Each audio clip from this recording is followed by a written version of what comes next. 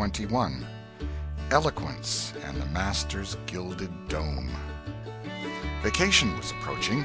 The schoolmaster, always severe, grew severer and more exacting than ever, for he wanted the school to make a good showing on examination day. His rod and his ferule were seldom idle now, at least among the smaller pupils. Only the biggest boys and young ladies of 18 and 20 escaped lashing. Mr. Dobbins' lashings were very vigorous ones, too, for although he carried under his wig a perfectly bald and shiny head, he had only reached middle age, and there was no sign of feebleness in his muscle. As the great day approached, all the tyranny that was in him came to the surface. He seemed to take a vindictive pleasure in punishing the least shortcomings. The consequence was that the smaller boys spent their days in terror and suffering, and their nights in plotting revenge. They threw away no opportunity to do the master a mischief, but he kept ahead all the time. The retribution that followed every vengeful success was so sweeping and majestic that the boys always retired from the field badly worsted. At last they conspired together and hit upon a plan that promised a dazzling victory. They swore in the signpainter's boy, told him the scheme, and asked his help. He had his own reason for being delighted, for the master boarded in his father's family and had given the boy ample cause to hate him. The master's wife would go on a visit to the country in a few days, and there would be nothing to interfere with the plan. The master always prepared himself for great occasions by getting pretty well fuddled, and the sign-painter's boy said that when the dominie had reached the proper condition on examination evening, he would manage the thing while he napped in his chair. Then he would have him awakened at the right time and hurried away to school. In the fullness of time, the interesting occasion arrived. At 8 in the evening, the schoolhouse was brilliantly lighted and adorned with wreaths and festoons of foliage and flowers. The master sat throned in his great chair upon a raised platform with his blackboard behind him. He was looking tolerably mellow. 3 rows of benches on each side and 6 rows in front of him were occupied by the dignitaries of the town and by the parents of the pupils. To his left, back of the rows of citizens, was a spacious temporary platform upon which were seated the scholars who were to take part in the exercises of the evening. Rows of small boys, washed and dressed to an intolerable state of discomfort, rows of gawky big boys, snowbanks of girls and young ladies clad in lawn and muslin and conspicuously conscious of their bare arms, their grandmother's ancient trinkets, their bits of pink and blue ribbon, and the flowers in their hair. All the rest of the house was filled with non-participating scholars. The exercises began. A very little boy stood up and sheepishly recited, "You'd scarce expect one of my age to speak in public on the stage," etc., accompanying himself with the painfully exact and spasmodic gestures which a machine might have used, supposing the machine to be a trifle out of order. But he got through safely, though cruelly scared, and got a fine round of applause when he made his manufactured bow and retired. A little shamefaced girl lisped, "Mary had a little lamb," etc., performed a compassion-inspired curtsy, got her meed of applause, and sat down flushed and happy. Tom Sawyer stepped forward with conceited confidence and soared into the unquenchable and indestructible "Give me liberty or give me death" speech with fine fury and frantic gesticulation, and broke down in the middle of it. A ghastly stage fright seized him. His legs quaked under him, and he was like to choke. True, he had the manifest sympathy of the house, but he had the house's silence, too, which was even worse than its sympathy. The master frowned, and this completed the disaster. Tom struggled a while and then retired utterly defeated. There was a weak attempt at applause, but it died early. "The boy stood on the burning deck" followed. Also, "The Assyrian came down," and other declamatory gems. Then there were reading exercises and a spelling fight. The meager Latin class recited with honor. The prime feature of the evening was in order now, original compositions by the young ladies. Each in her turn stepped forward to the edge of the platform, cleared her throat, held up her manuscript tied with dainty ribbon, and proceeded to read with labored attention to expression and punctuation. The themes were the same that had been illuminated upon similar occasions by their mothers before them, their grandmothers, and doubtless all their ancestors in the female line clear back to the Crusades.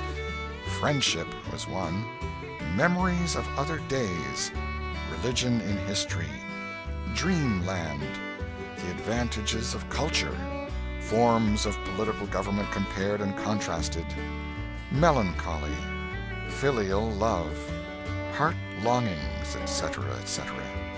A prevalent feature in these compositions was a nursed and petted melancholy. Another was a wasteful and opulent gush of fine language. Another was a tendency to lug in by the ears particularly prized words and phrases until they were worn entirely out, and a peculiarity that conspicuously marked and marred them was the inveterate and intolerable sermon that wagged its crippled tail at the end of each and every one of them. No matter what the subject might be, a brain-racking effort was made to squirm it into some aspect or other that the moral and religious mind could contemplate with edification. The glaring insincerity of these sermons was not sufficient to compass the banishment of the fashion from the schools, and it is not sufficient today. It never will be sufficient while the world stands, perhaps. There is no school in all our land where the young ladies do not feel obliged to close their compositions with a sermon, and you will find that the sermon of the most frivolous and the least religious girl in the school is always the longest and the most relentlessly pious. But enough of this. Homely truth is unpalatable. Let us return to the examination. The first composition that was read was one entitled, "Is This, Then, Life?" Perhaps the reader can endure and extract from it. In the common walks of life, with what delightful emotions does the youthful mind look forward to some anticipated scene of festivity. Imagination is busy sketching rose-tinted pictures of joy. In fancy, the voluptuous votary of fashion sees herself amid the festive throng, the observed of all observers. Her graceful form, arrayed in snowy robes, is whirling through the mazes of the joyous dance. Her eye is brightest, her step is lightest in the gay assembly. In such delicious fancies time quickly glides by, and the welcome hour arrives for her entrance into the Elysian world of which she has had such bright dreams. How fairy-like does everything appear to her enchanted vision! Each new scene is more charming than the last, but after a while she finds that beneath this goodly exterior all is vanity. The flattery which once charmed her soul now grates harshly upon her ear. The ballroom has lost its charms, and with wasted health and embittered heart she turns away with the conviction that earthly pleasures cannot satisfy the longings of the soul. And so forth and so on. There was a buzz of gratification from time to time during the reading, accompanied by whispered ejaculations of "How sweet! How eloquent! So true!" etc., and after the thing had closed with a peculiarly afflicting sermon, the applause was enthusiastic. Then arose a slight, melancholy girl, whose face had the interesting paleness that comes of pills and indigestion, and read a poem. 2 stanzas of it will do. A Missouri Maiden's Farewell to Alabama. Alabama, goodbye, I love thee well, but yet for a while do I leave thee now. Sad, yes, sad thoughts of thee my heart does swell, and burning recollections throng my brow. For I have wandered through thy flowery woods, have roamed and read near Tallapoosa's stream, have listened to Tallahasssee's warring floods, and wooed on Coosa's side Aurora's beam. Yet shame I not to bear an o'erfull heart, nor blush to turn behind my tearful eyes. 'Tis from no stranger land I now must part, 'tis to no stranger's left I yield these sighs. Welcome and home were mine within this state, whose vales I leave, whose spires fade fast from me, and cold must be mine eyes and heart and tet, when, dear Alabama, they turn cold on thee. There were very few there who knew what tet meant, but the poem was very satisfactory nevertheless. Next appeared a dark-complexioned, black-eyed, black-haired young lady who paused an impressive moment, assumed a tragic expression, and began to read in a measured, solemn tone. A vision. Dark and tempestuous was night. Around the throne on high not a single star quivered, but the deep intonations of the heavy thunder constantly vibrated upon the ear, whilst the terrific lightning reveled in angry mood through the cloudy chambers of heaven, seeming to scorn the power exerted over its terror by the illustrious Franklin. Even the boisterous winds unanimously came forth from their mystic homes and blustered about as if to enhance by their aid the wildness of the scene. At such a time, so dark, so dreary, for human sympathy my very spirit sighed, but instead thereof, "My dearest friend, my counselor, my comforter and guide, my joy in grief, my second bliss in joy," came to my side. She moved like one of those bright beings pictured in the sunny walks of fancy's Eden by the romantic and young, a queen of beauty unadorned save by her own transcendent loveliness. So soft was her step, it failed to make even a sound, and but for the magical thrill imparted by her genial touch, as other unobtrusive beauties, she would have glided away unperceived, unsought. A strange sadness rested upon her features, like icy tears upon the robe of December, as she pointed to the contending elements without and bade me contemplate the two beings presented. This nightmare occupied some 10 pages of manuscript, and wound up with a sermon so destructive of all hope to non-Presbyterians that it took the first prize. This composition was considered to be the very finest effort of the evening.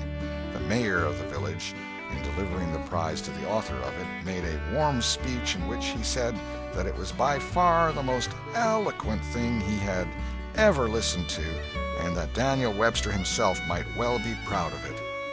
It may be remarked in passing that the number of compositions in which the word beauteous was overfondled, and human experience referred to as life's pages, was up to the usual average. Now the master, mellow almost to the verge of geniality, put his chair aside, turned his back to the audience, and began to draw a map of America on the blackboard to exercise the geography class upon. But he made a sad business of it with his unsteady hand, and a smothered titter rippled over the house. He knew what the matter was and set himself to write it. He sponged out lines and remade them, but he only distorted them more than ever, and the tittering was more pronounced. He threw his entire attention upon his work now, as if determined not to be put down by the mirth. He felt that all eyes were fastened upon him. He imagined he was succeeding, and yet the tittering continued.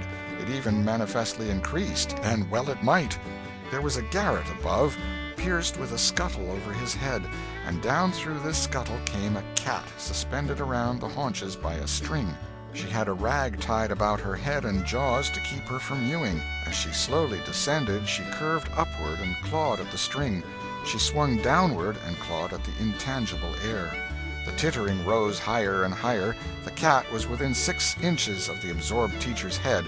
Down, down, a little lower, and she grabbed his wig with her desperate claws, clung to it, and was snatched up into the garret in an instant with her trophy still in her possession. And how the light did blaze abroad from the master's bald pate, for the sign-painter's boy had gilded it. That broke up the meeting. The boys were avenged. Vacation had come.